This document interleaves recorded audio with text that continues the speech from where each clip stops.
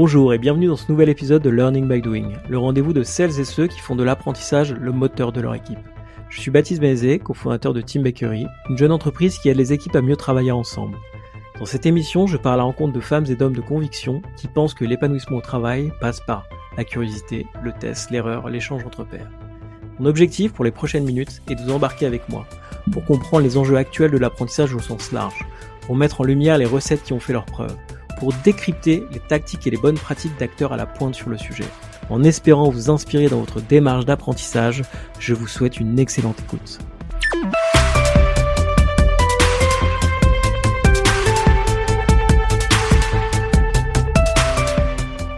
Bonjour Jérôme, comment vas-tu ?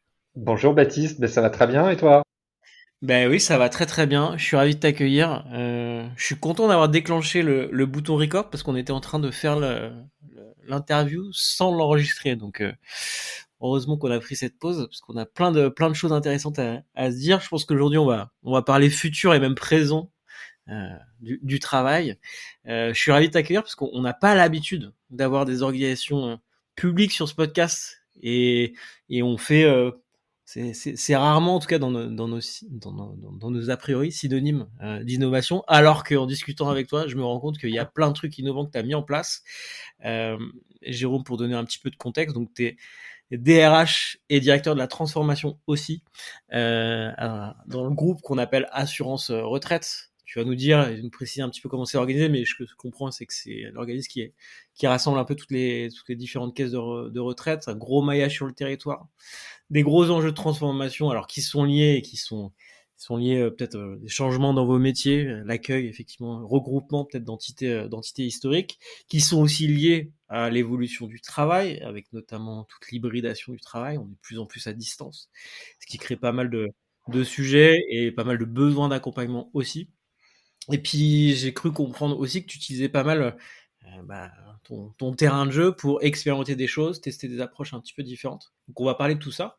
Avant de rentrer dans les différents sujets qu'on a cartographiés ensemble, est-ce que je peux te demander de compléter, d'amender cette présentation, de nous dire qui tu es et ce que c'est. Alors DRH en plus, c'est pas directeur des ressources humaines, c'est directeur des relations humaines. Et ça, je pense que c'est une nuance qui est tout à fait intéressante. Est-ce que tu peux nous expliquer tout ça ? Oui, avec plaisir. Donc effectivement, je suis directeur des relations humaines et de la transformation au sein de l'assurance retraite avec une casquette un peu hybride. Pour reprendre une autre signification du mot hybride, je suis à la fois DRH d'entité, la CNAV, qui est une grosse entité avec 3500 salariés dont j'ai le plaisir d'assurer les fonctions RH opérationnelles avec surtout une très belle équipe auprès de moi, mais aussi des RH Group sur l'assurance retraite. J'ai ce plaisir d'animer un réseau de DRH dans nos entités régionales qui sont les CARSAT. Il faut savoir que l'assurance retraite, c'est le premier opérateur de retraite en France. Elle gère la retraite du régime général de la sécurité sociale. Donc c'est 36 millions d'assurés, 21 millions de cotisants, 15 millions de retraités. C'est 130 milliards d'euros de prestations versées dans plus de 160 pays. Donc elle est évidemment incontournable dans le paysage de la retraite qui fait un peu parler actuellement et qui sans doute fera encore parler sur les prochains mois. On est 14 000 en France, sur 20 entités, si je prends le territoire métropolitain et l'outre-mer.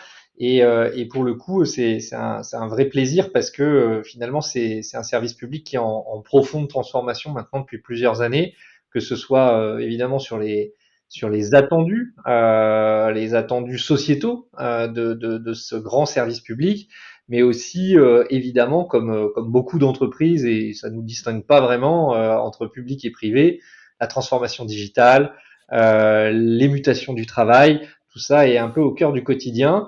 Donc moi, je considère que mon rôle, il est beaucoup sur les relations, d'où le terme relations humaines, les relations entre les salariés, les relations avec les managers, les relations avec la direction. J'ai la chance d'être membre du COMEX de la CNAV, les partenaires sociaux. Je suis beaucoup sur ces sujets-là pour essayer aussi de projeter l'avenir, de décrypter les choses, de pouvoir porter les messages des uns et des autres en termes de communauté, parfois du coup avec un rôle de poil à gratter, hein, quand on est dans un COMEX et qu'on présente les attendus des partenaires sociaux, des salariés, quand on est avec les managers, quand on discute avec toutes ces parties prenantes, on essaye de créer beaucoup plus de compréhension entre les différentes communautés.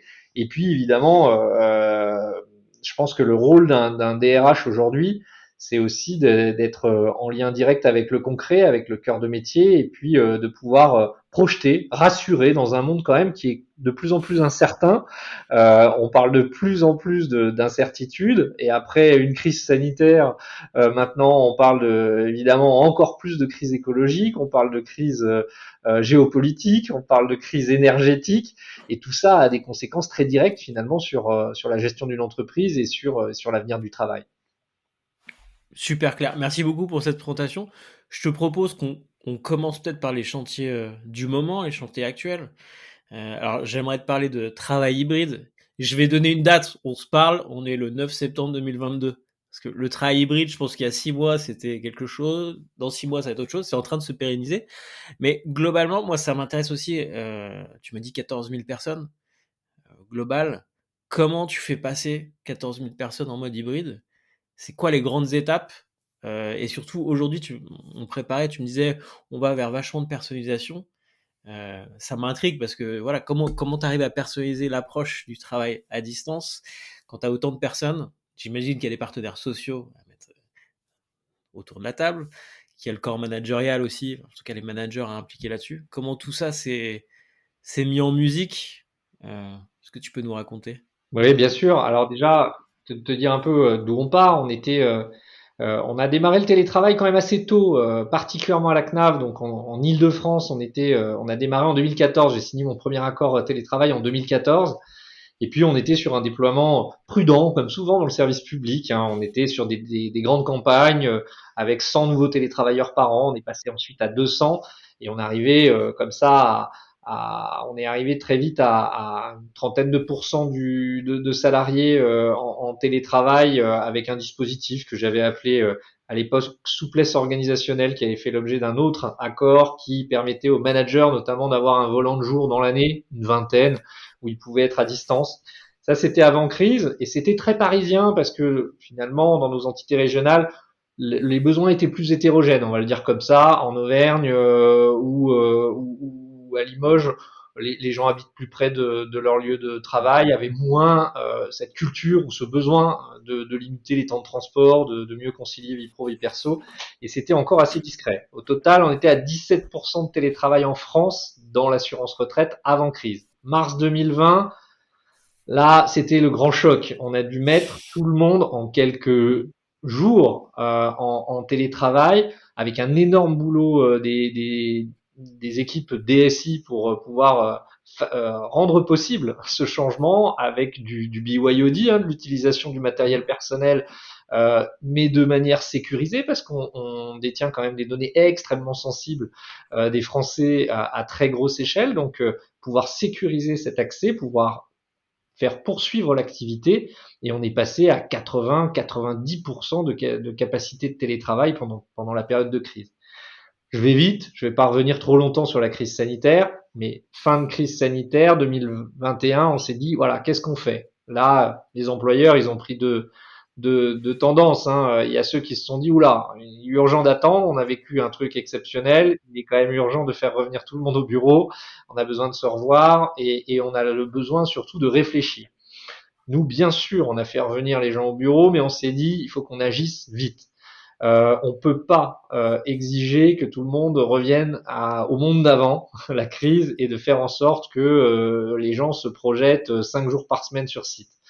Donc on a lancé des négociations très vite, dès septembre 2020, pour finalement se lancer dans un nouveau modèle, une réinvention de nos accords télétravail. Il faut savoir qu'attention, je négocie pas tout seul, c'est pas moi qui fais tout ça. Moi, je m'occupe de la CNAV, mais après, la CNAV coordonne les entités régionales, mais qui sont des employeurs autonomes. Et on s'est mis en ordre de bataille avec les 15 DRH qui travaillent en métropole sur les CARSAT pour négocier tous de notre côté. Et donc 16 accords avaient été signés en septembre 2021. est mis en place directement pour nous faire passer de 17% de télétravailleurs à 79%. Donc une Waouh. révolution qu'on a menée en plus en collectif, avec vraiment un engagement majeur de tous les DRH des entités pour qu'on puisse rendre ça possible. Ça, c'est la partie régalienne, c'est la partie négo, c'est la partie construction du modèle. Évidemment, derrière, il y a tout l'accompagnement qui va avec, c'est-à-dire l'acculturation, la transformation managériale, la réflexion sur les locaux de l'entreprise, leur utilisation, la réinvention des bureaux, tout ça. Et je dirais pas que c'est derrière nous, mais on va dire qu'on avait ce petit coup d'avance, en tout cas en septembre, octobre 2021, pour qu'en janvier 22, on soit à ce fameux taux de 79% de télétravailleurs. Maintenant, on va dire que on est presque bilingue en hybride. On est presque bilingue en hybride.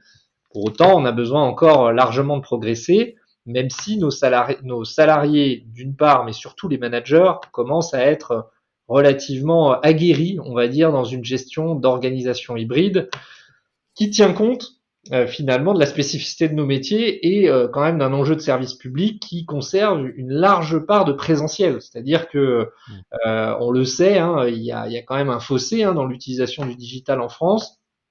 Et nous, notre public, notre clientèle, on la choisit pas. On travaille pour tous. Finalement, de celui qui a la fibre chez lui et celui qui ne sait pas se connecter à Internet. Donc, on a besoin d'avoir un maillage territorial qui reste quand même étendu. On a 500 points de contact sur le territoire.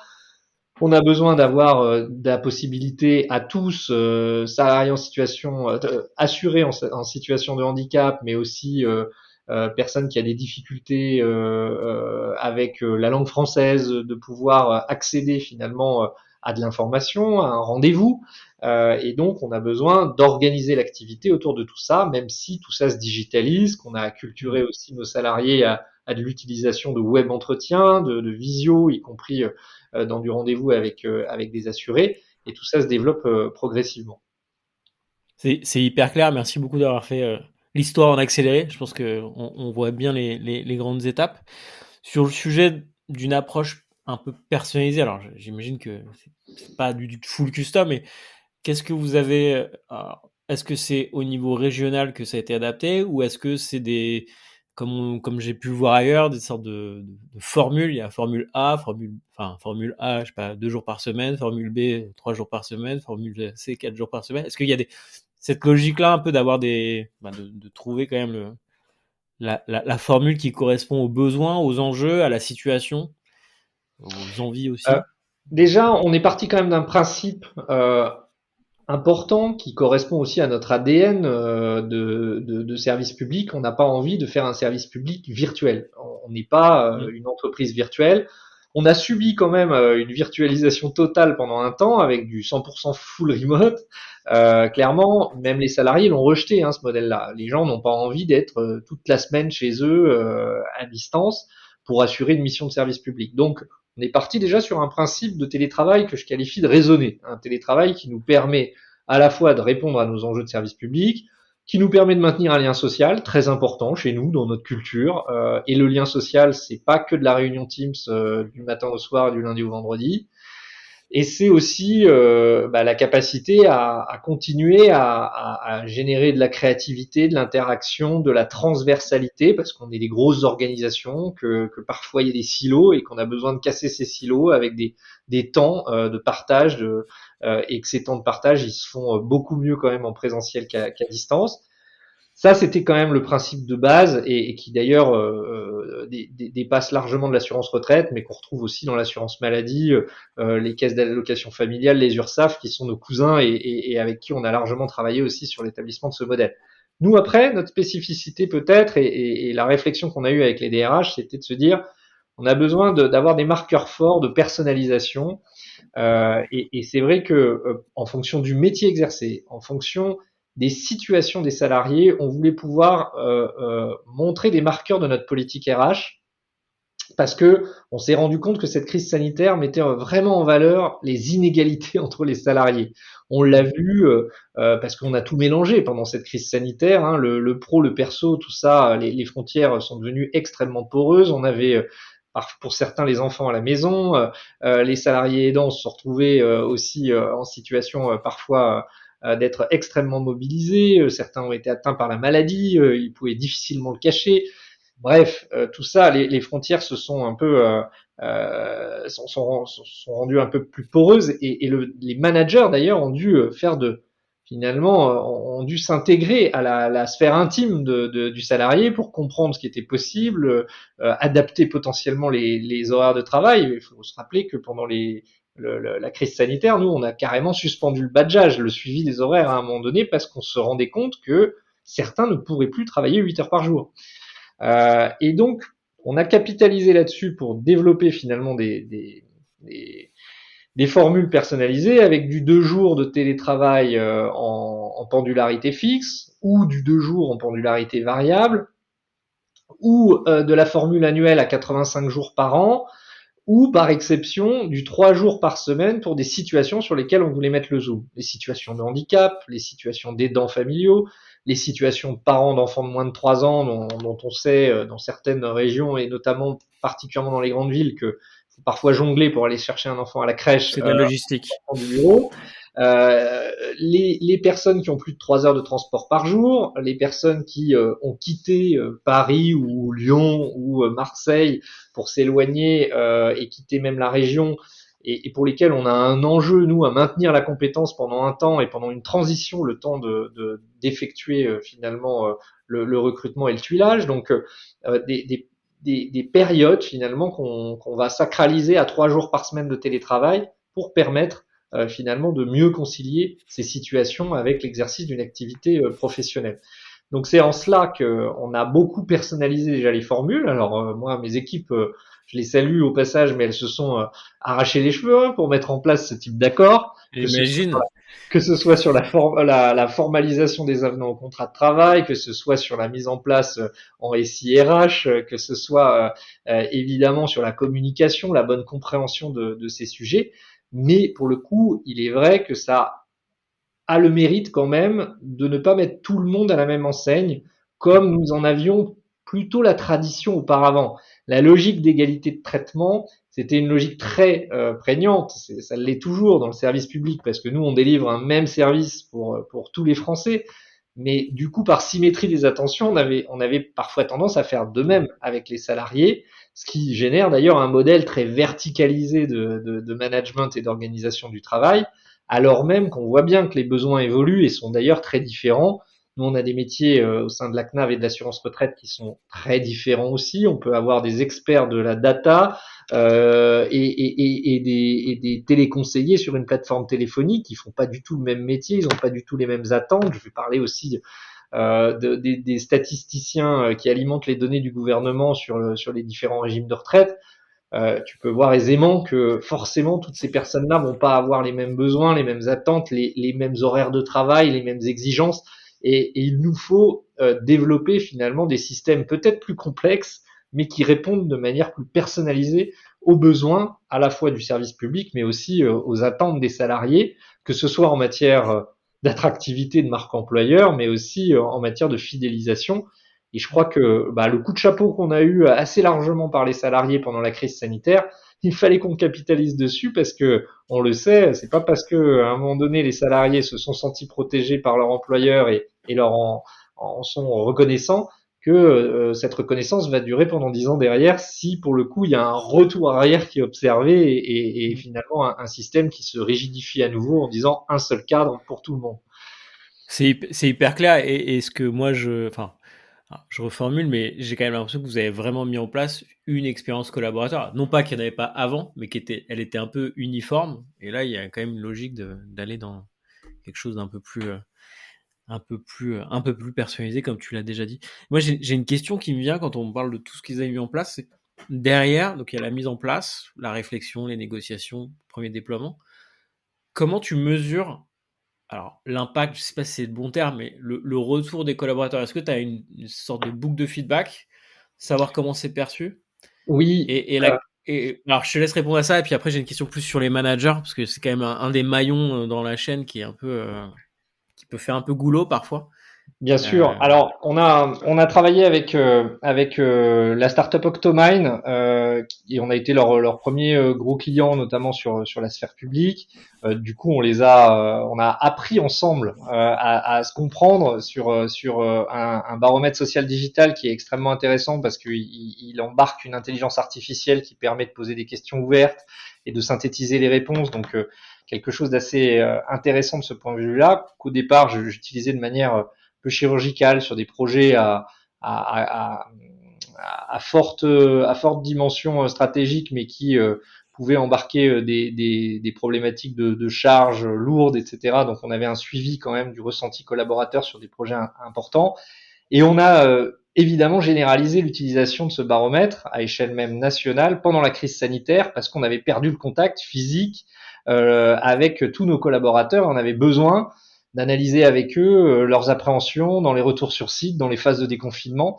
Et ce baromètre nous était extrêmement précieux pour adapter la communication, préparer les phases de retour sur site, voir quelles étaient leurs attentes concrètes. Et donc, on a commencé à professionnaliser l'utilisation de ce type d'outils. Et donc, j'en arrive à la question que tu posais. Comment maintenant on voit que tout ça fonctionne? C'est que, évidemment, à travers de la data et l'utilisation de ce baromètre, on va réinterroger régulièrement nos salariés. Mais c'est pas finalement le baromètre social n'est pas le seul outil qu'on utilise dans nos campagnes d'évaluation qu'on essaye d'ailleurs de faire de plus en plus au fil de l'eau. On va interroger sur le télétravail, comment ils le vivent, et essayer de re-questionner finalement ces organisations de travail, voir comment ça répond ou ça répond mal, ou quels sont les besoins qu'ils peuvent identifier par rapport à la relation de travail avec le manager, la relation de travail avec le collectif, le lien social, toutes ces questions qui sont extrêmement importantes dans une organisation hybride. Et c'est vrai que j'essaye maintenant de professionnaliser à l'échelle aussi des managers l'intégration des ressentis collaborateurs dans les pratiques managériales du quotidien. Ça, c'est le next step. L'outil Optomine le permet parce qu'il nous permet d'avoir des consoles de pilotage à chaque manager, donc à l'échelle de chaque entité, ce qui permet quand même d'avoir une vraie utilisation, un vrai feedback pour les managers de ce que pensent, que ressentent les collaborateurs de manière anonyme, et de pouvoir faire des comparatifs à tous les niveaux, sur le plan géographique, sur le plan de la moyenne par rapport à une organisation, et de voir, de mesurer un peu les décalages et les difficultés qu'ils ressentent, avec en plus potentiellement des questions pour la gratter qu'on n'hésite pas à poser, et du coup des verbatims qui apparaissent et qui permettent une exploitation. Ok, c'est super clair. Et du coup, alors, j'ai une toute dernière question pour refermer ce chapitre. Comment vous êtes passé à l'hybride? Je l'ai dit à la fin de ma question présente, c'est le rôle du manager là-dedans, euh, à qui on demandait déjà beaucoup de choses avant la période à distance, qui voit son métier, alors je sais pas s'il change son métier, mais en tout cas sa zone d'influence augmenter, puisque vu que les équipes sont distribuées, bah, le premier nœud, c'est le nœud manager qui doit gérer des gens sur site, des gens à distance, des nouveaux rituels à mettre en place. Est-ce que vous avez lancé des initiatives là-dessus? Comment vous les accompagnez? Est-ce que vous avez je sais pas si c'est une sauce secrète, mais en tout cas des choses que vous avez pu soit expérimenter, soit déployer sur ce sujet? On est beaucoup déjà sur la tentative de tirer un peu les enseignements de ce qui a été vécu et bien vécu pendant la crise sanitaire. On a fait des débriefs, on a fait des groupes de travail, en tout cas des groupes de réflexion, des ateliers avec les managers. On a mis en place une recherche-action avec des chercheurs, où en plus on a travaillé avec nos collègues de l'Agir Carco qui s'occupent de la retraite complémentaire, et on a essayé de manière croisée de comparer nos expériences et du coup ce qu'on pouvait essayer de tester pour tirer un peu les enseignements de cette crise sanitaire en matière managériale, à travers des actions concrètes poussées par des managers pour voir un peu ce qu'on pouvait faire bouger dans le quotidien de la prise de décision, de la prise d'initiative, du renforcement de l'autonomie, toutes ces questions d'utilisation des locaux, de transversalité, de renforcement du lien social. Donc ça, c'est typiquement un exercice concret qu'on est en train de conduire, de mener avec des premières expérimentations qui vont démarrer. Et donc, on va essayer de continuer à travailler comme ça sur de l'échange, de l'accompagnement évidemment par le biais de la formation, hein, évidemment des managers, pour qu'ils apprennent maintenant à penser hybride dans les organisations, à voir comment mieux distribuer l'information, mieux utiliser le présentiel, mieux utiliser le multicanal, on va dire, dans les outils collaboratifs, dans l'usage de Teams, dans l'usage des Teams qu'ils ouvrent, qu'ils utilisent, du réseau social d'entreprise, etc., etc. Hyper clair. Merci beaucoup. Je propose qu'on passe à un autre sujet que je trouve hyper innovant. En tout cas, une initiative que, il me semble, vous êtes en train de lancer, ou en tout cas à laquelle vous réfléchissez très très fort. C'est celle de la semaine de 4 jours. Alors, quand on dit semaine de 4 jours, enfin vraiment disruptif, on n'imagine pas un acteur comme l'assurance retraite sur ces sujets. Et pourtant, en préparant, je me suis rendu compte que, il me semble que vous avez des homologues dans d'autres pays qui ont déjà initié cette réflexion-là. Est-ce que tu peux nous en parler? Oui, déjà peut-être partir de la raison pour laquelle Bah ouais. ce sujet est venu sur le tapis. Bah, c'est toujours cette logique de personnalisation d'expérience collaborateur qui nous a conduit à réfléchir à ça. On a un petit panel de métiers sur lesquels on n'arrivera pas forcément à faire progresser la dématérialisation, le digital, et du coup qui resteront non télétravaillables. On a par exemple un métier symbolique qui vise à rendre dématérialisés tous nos flux de courrier. C'est des personnes qui travaillent sur des grandes machines OPEX et qui font de la numérisation à très fort volume. C'est un métier qui est peut-être un tout petit peu télétravaillable. On peut les amener progressivement à du peut-être un jour de télétravail par semaine, mais pas beaucoup plus. Et on n'ira pas au-delà. Il y en a plein d'autres après, comme dans toute entreprise, on a des écarts entre des métiers qui peuvent être télétravaillables et d'autres non. Ça va être le cas d'un électricien dans l'entreprise, il ne pourra pas faire d'électricité à distance. Pour autant, ce qui a pu être valorisé pendant la crise sanitaire, où toutes ces personnes qui venaient au quotidien 5 jours par semaine, qui parfois étaient du coup exposées à un virus dont on connaissait ni complètement encore bien les conséquences sur la santé, ni les modes de propagation, il y avait une prise de risque, hein, très clairement. Donc clairement, ils ont été positionnés comme des héros, on les a beaucoup valorisés parce que finalement c'est grâce à eux que la continuité d'activité s'exerçait. Pour autant, fin de crise sanitaire, ils continuent à travailler 5 jours par semaine sur site.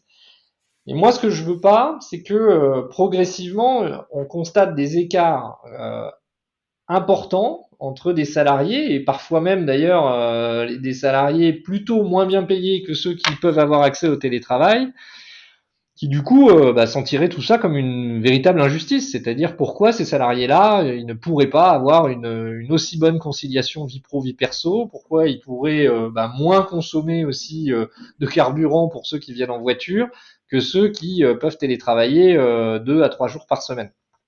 Donc l'objectif initial et prioritaire, je dirais, c'est de limiter les écarts entre des populations qui peuvent être différentes et sur lesquelles on va à un moment donné être en limite pour agir davantage sur la dématérialisation du poste de travail. Donc priorité première, c'est les emplois non télétravaillables pour limiter les écarts. Deuxième enjeu, c'est que on s'aperçoit de plus en plus dans un monde qui devient de plus en plus perméable avec des gens qui veulent avoir plusieurs expériences, plusieurs vies. Qu'elle soit une vie d'entrepreneur, ça peut faire sourire, hein. On peut se dire ah bon, on peut être dans le service public et avoir aussi une expérience de freelance ou d'entrepreneur. La réponse est oui. En tout cas, on a de plus en plus de demandes. La semaine dernière, j'avais une salariée de la CNAV qui demandait du cumul d'emploi pour réaliser pour avoir une activité de dessin pour enfants et de produire des livres de dessin pour enfants. Ça, c'est une activité peut-être plus artistique, mais des entrepreneurs, on en a. On a une activité IT qui est extrêmement développée chez nous. Il peut y avoir beaucoup de gens qui sont dans le domaine de l'informatique qui, certes, veulent travailler pour le service public, mais aimeraient bien avoir quelques projets plaisir, à des projets plutôt choisis où ils veulent avoir une expérience d'entrepreneur sur une partie de leur temps de travail. On peut avoir des gens qui sont par exemple sportifs de haut niveau, qui veulent avoir un temps consacré à l'exercice de leur entraînement. Nous, dans notre politique handicap, notamment, on a le plaisir d'avoir pu embaucher des personnes en situation de handicap, mais qui sont sportifs de haut niveau et on a par exemple un joueur de ping-pong qui prépare les JO de Paris 2024, qui a besoin forcément d'avoir certes une activité professionnelle parce qu'il peut pas vivre de sa passion, mais qui a besoin pour le coup de s'entraîner très fortement et de participer à ces compétitions. Donc on voit bien qu'à travers ces expériences-là, mais elles peuvent être beaucoup plus traditionnelles, hein. Ça peut être une vie d'aidant familial, ça peut être une vie de parent qui s'occupe tout simplement de ses enfants le mercredi, qui a envie de vivre ça parce qu'une vie de parent, d'enfant, ça dure pas si longtemps que ça finalement et ils grandissent vite. Et bien de pouvoir finalement mieux rendre compatible et rendre plus davantage possible la vie professionnelle avec une autre vie. Et donc la semaine de 4 jours me paraît intéressante de ce point de vue-là. Elle n'est pas sans risque parce que pour le coup, on est un service public qui a des enjeux forts, y compris en matière d'efficience, hein. Tout le monde sait que les services publics sont soumis à une certaine pression en matière d'effectifs, de budget depuis maintenant des années. On a besoin de travailler sur notre efficience. Donc, il n'est pas question de diminuer le temps de travail chez nous. On passe pas à la semaine, on veut pas passer à la semaine de 32 heures, en tout cas tant qu'elle sera pas légale en France. Donc, évidemment, on ne diminue pas le temps de travail, mais on veut l'organiser autrement.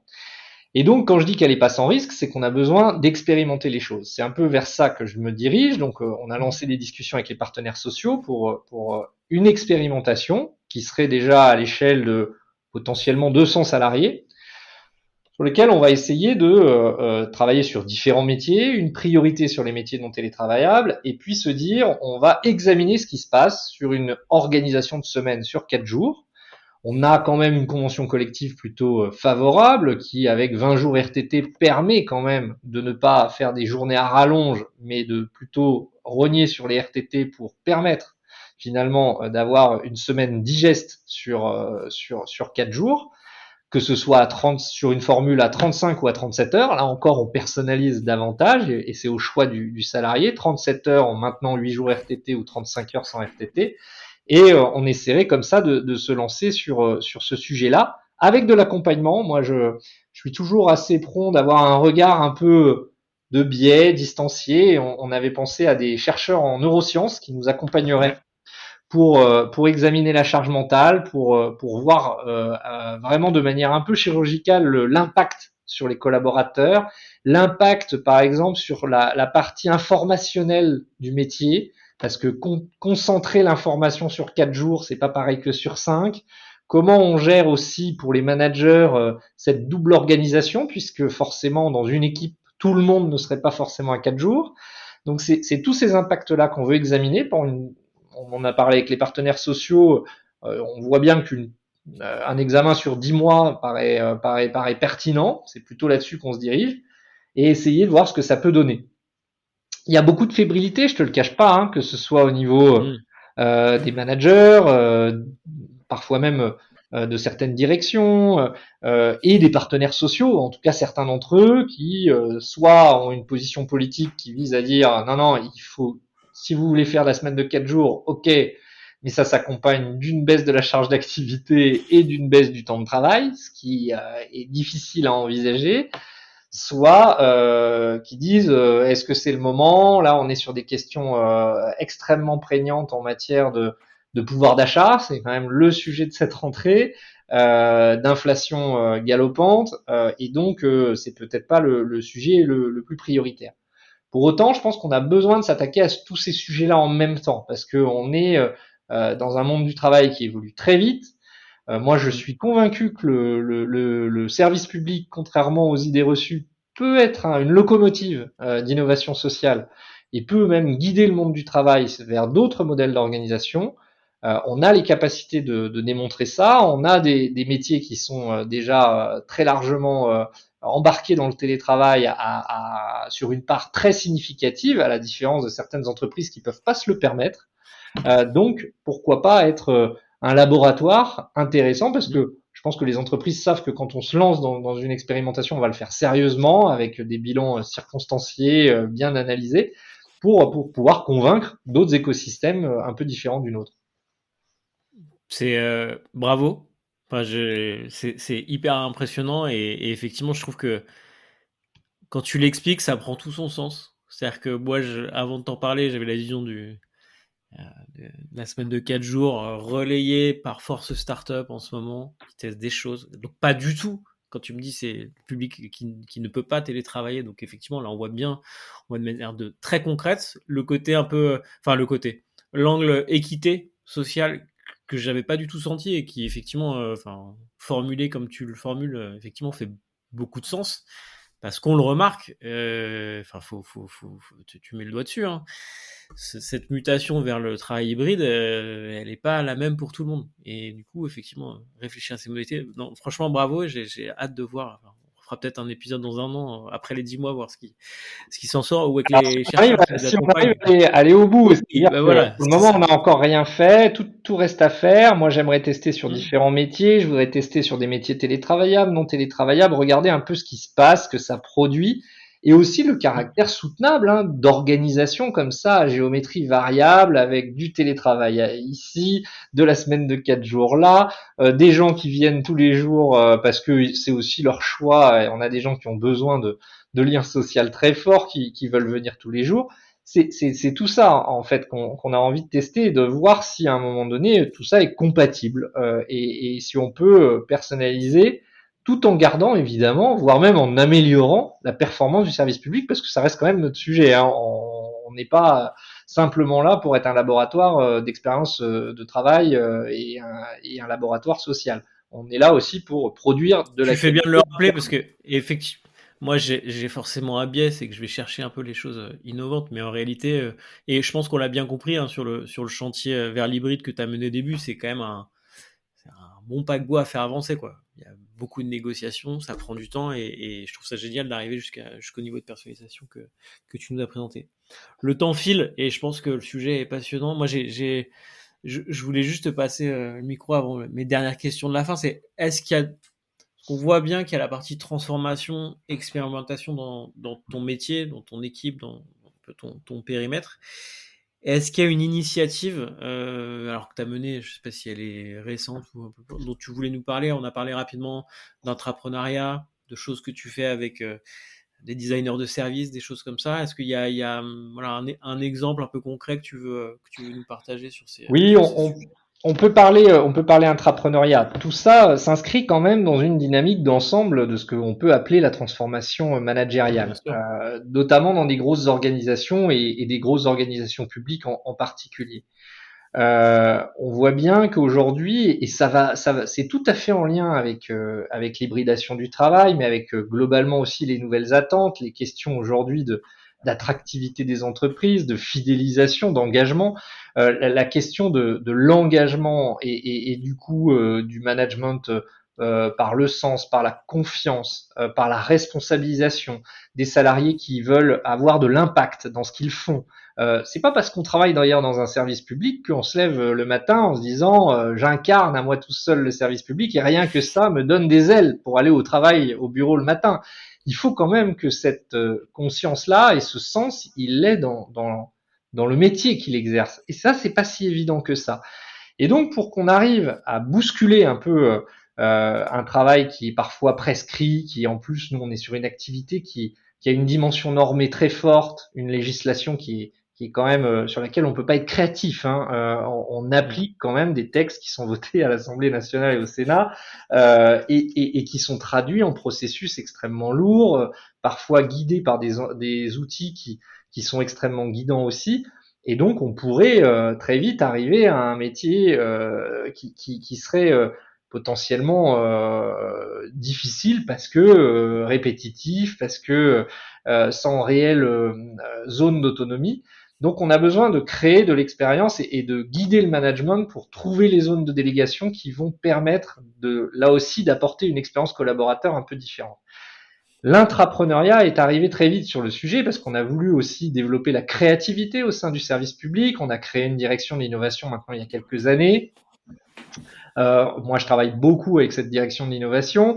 On a monté finalement des défis innovation avec de l'idéation à l'échelle de tout le pays, savoir ce qu'on pouvait apporter comme innovation dans le service public, dans la manière de fonctionner, etc. C'était intéressant, mais ça restait finalement des événements. C'est-à-dire, au-delà de l'événement, on avait du mal à installer durablement l'innovation dans notre ADN. Et donc, on a participé avec la directrice de l'innovation à une recherche collaborative avec d'autres entreprises qui étaient plus avancées que nous, plutôt du privé, sur l'intrapreneuriat. On a vu ce que c'était pendant plusieurs mois. On s'est immergé dans des expériences comme celle d'Altran qui est très significative sur le domaine. Et on s'est dit, tiens, est-ce que finalement l'intrapreneuriat aurait pas sa place dans le service public? Ça paraît bizarre comme ça parce que quand on pense intrapreneuriat, on se dit, bah, on va créer une start-up qui va créer un business parallèle et on peut l'imaginer à la Poste. Et d'ailleurs, il y a eu des belles expériences à la Poste, mais est-ce qu'on peut l'imaginer dans un pur service public? Pas sûr. Mais on s'est dit si on va se lancer et donc en travaillant avec la DSI, avec la direction de la retraite, on s'est dit on va créer deux startups internes, une qui sera orientée vers notre service, vers notre business si on veut, et on a voulu monter une startup qui travaille sur la revisite totale de la notion de rendez-vous avec nos assurés, un Doctolib finalement de l'assurance retraite, et une autre qui était tournée vers l'interne, qui visait, ça c'était un sujet qui me tenait largement à cœur aussi en matière de transformation managériale, à réinventer la notion d'évaluation individuelle. Et donc, on a fait un appel à projet, un appel à candidats sur toute la France. Donc, c'était pas un sujet parisien, c'était un sujet qui permettait finalement à n'importe qui, à Limoges, à Marseille, à Toulouse, de sortir de son quotidien et un jour par semaine pendant 7 mois de contribuer à un projet où il n'allait pas du tout travailler comme il le fait habituellement, avec des coachs agiles, avec des UX designers, essayer de s'appuyer sur véritablement le diagnostic du client final, de l'utilisateur, qu'il soit l'assuré, le futur retraité ou le salarié, Collaborateur. le collaborateur, pour concevoir un prototype qui réponde à une commande très générique, mais pas du tout guidée, sans cahier des charges, sans rien, et essayer de voir ce qu'on allait pouvoir créer. Les deux startups ont travaillé dans une période qui n'était pas du tout propice. C'était une période où on était encore beaucoup en distanciel en 2021. 2020-2021, et on produit finalement chacune un prototype. Et aujourd'hui, finalement, on a pu mettre en place des nouveaux outils, des nouvelles solutions. On a sur le site de l'assurance retraite maintenant une capacité à développer les rendez-vous à très grande échelle, parce que on avait besoin finalement de remettre cette dimension relation assurée au cœur de notre stratégie. Et de la même manière, et ça j'étais sponsor de cette deuxième startup là, revisiter intégralement notre notion d'évaluation. À travers ces expériences-là, on voit que c'est des expériences extrêmement apprenantes parce que finalement, que ce soit pour les personnes qui vont vivre une expérience assez unique dans leur vie professionnelle au sein du service public, c'est leur montrer que, bien sûr, même dans un univers très normé, on peut avoir une expérience hors norme où on a vraiment la main et on a vraiment la capacité de produire du contenu qui va être utile sans être guidé par des processus lourds, voire des lignes managériales interminables. Et ça va influencer, en tout cas c'est le pari qu'on fait, le management au sens large pour peut-être garder ce qu'il y a de bon dans des expériences intrapreneuriales, pour peut-être gérer nos projets un peu différemment à l'avenir. Je le résume très rapidement parce qu'on n'a pas beaucoup de temps, mais cette expérience-là qu'on va renouveler cette année avec d'autres thématiques est extrêmement, à mon sens, structurante pour intégrer l'innovation au cœur de nos organisations. Mmh. Ouais, tu as quasiment créé un accélérateur interne. Tu identifies des projets de transfo à vraiment pousser et tu t'affranchis un peu des. C'est En tout ça, cas, et en les rentrant dans ces programmes-là, tu t'affranchis barrières classiques, alors managériales, roadmap déjà bien fourni, j'imagine, sur un certain nombre que ce Exactement. soit Et pour le coup, l'IT ou le métier. et ce qui est bien, c'est qu'on l'a vraiment porté ensemble, en décloisonné. Il n'y a pas eu un porteur, il y a eu la direction de l'innovation, la DRHT, la direction de la retraite, la DSI évidemment. Et chacun a apporté finalement sa pierre à l'édifice, que ce soit en matière de méthode, en matière de ressources sur les coachs agiles et par exemple qui étaient plutôt des acteurs SI.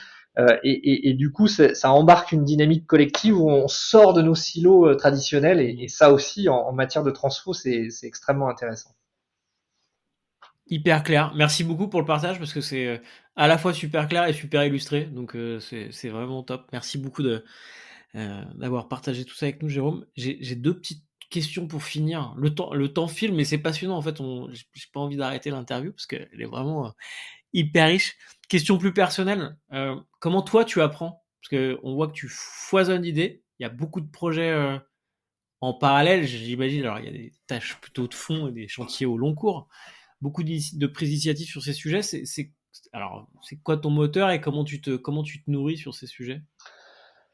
Par la diversité, je me nourris en étant, je suis administrateur du Lab RH en parallèle de mes fonctions à la CNAV, donc ça me permet quand même de voir beaucoup d'écosystèmes innovants, d'échanger avec des startups, avec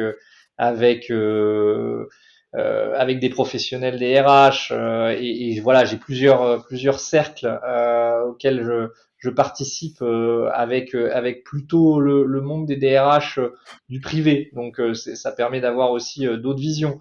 J'ai quelques modèles aussi de théoriciens extrêmement inspirants dans le monde des RH, comme Michel Barabel que je connais bien, que je suis avec beaucoup d'attention et avec qui on a des échanges extrêmement riches et nourris, avec certains consultants, en tout cas aussi des personnes qui certes ont une vision peut-être plus théorique, mais qui écrivent et qui décryptent avec beaucoup d'attention et je trouve beaucoup de justesse ce qui est en train de se passer dans le monde des entreprises, qui montre aussi que parfois les théoriciens savent se mettre à hauteur des entreprises.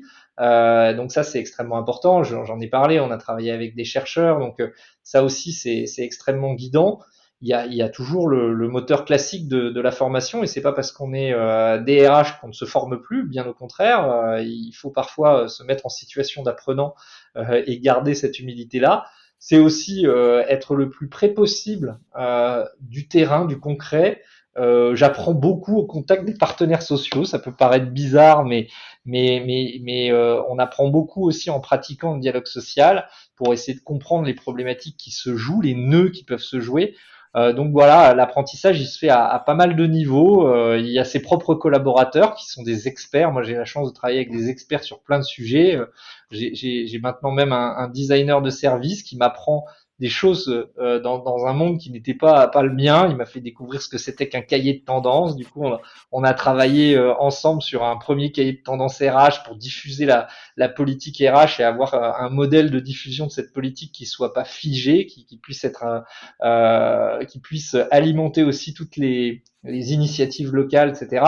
Donc c'est un peu tous ces mondes-là et l'intérêt qu'on peut avoir pour ce qui se joue aussi en dehors du monde de l'entreprise, qu'on peut effectivement diagnostiquer un peu ce qui se joue. On voit qu'aujourd'hui, le monde RH, le monde de la transformation, le monde de l'entreprise est extrêmement corrélé à ce qui se joue au niveau écologique, au niveau géopolitique, au niveau énergétique, et peut-être qu'on va avoir un hiver. On parle de futur du travail. Moi, j'aimerais bien savoir déjà ce qui va se jouer en novembre-décembre. Est-ce qu'on va être obligé de baisser le chauffage dans les locaux de bureau? Est-ce qu'on va être obligé de remettre du télétravail obligatoire parce que on aura des injonctions avec peut-être même un État qui légifère sur le sujet? Il faut être extrêmement à l'écoute de tout ce qui se joue sur ces sujets-là pour pouvoir avoir toujours ce petit coup d'avance et la pédagogie que doit avoir un DRH vis-à-vis des salariés pour que tout le monde ne vive pas dans le monde de la panique et de la morosité ambiante. C'est hyper clair. Et effectivement, je te rejoins sur le sujet ancrage dans, alors, je sais plus si c'est l'actualité économique, en tout cas dans l'économie actuelle. Voilà, ça se joue aussi et on le voit très bien. Et j'ai l'impression aussi que la période pandémique nous a ouvert un champ des possibles. Parce que, enfin, voilà, on était sur quelque chose. Alors, je sais pas si c'était très figé, mais en tout cas très rodé. Ça a tellement ouvert les choses que maintenant, enfin, j'ai l'impression que ça transparaît aussi dans tout ce que tu nous as présenté. On ne se fiche pas, on ne se dit pas que c'est pas possible. On se dit, bah tiens, comment on peut y aller? Même dans le dialogue social, j'ai l'impression que il y a ce mouvement-là qui se met aussi en place. Je te remercie infiniment pour l'échange parce que c'était super riche. J'ai une dernière question à te poser et j'en profite juste pour faire un petit message parce que j'aurais dû le faire au début. Je voulais remercier Audrey d'Official qui nous a mis en relation. Donc je lui fais un petit coucou si elle nous écoute jusque-là. Et je te pose la question, parce que c'est venu par là aussi, que je pose à tous mes invités, qui il faut absolument que je rencontre maintenant pour continuer mon exploration à la fois du futur du travail, du futur du learning by doing. Est-ce que tu aurais un ou deux noms à me proposer? Ah bah moi en tout cas sur le learning, comme je suis pas le mieux placé sur mon organisation à parler du learning et il se passe plein de choses super intéressantes. J'ai dans mes équipes des personnes qui seraient passionnantes à rencontrer et je te conseille soit Dounia Elgasmi qui est ma directrice développement RH et transfo mais qu'il faut se dépêcher à rencontrer parce qu'elle va nous quitter début novembre. Soit pour le coup ma responsable formation qui est très talentueuse aussi, qui s'appelle Anne Willemsen. Bah écoute, on va faire partir les invitations. Je te remercie une nouvelle fois, Jérôme.